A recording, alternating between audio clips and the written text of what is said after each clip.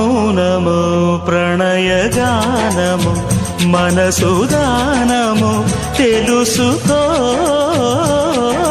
నీవులు కలిసి నేనుగాలసి తోడుగా పిలిచి వలచాలే శిలలే చిగురించిన శిల్పం చెలిగా పిలిచే కనులే పండించిన స్వప్నం నిజమై నిలిచే నేడో మరునాడో మన మమతల చరితల మలుపు తెలుసుకోవా వసంతంలా వచ్చిపోవా ఇలా నిరీక్షించే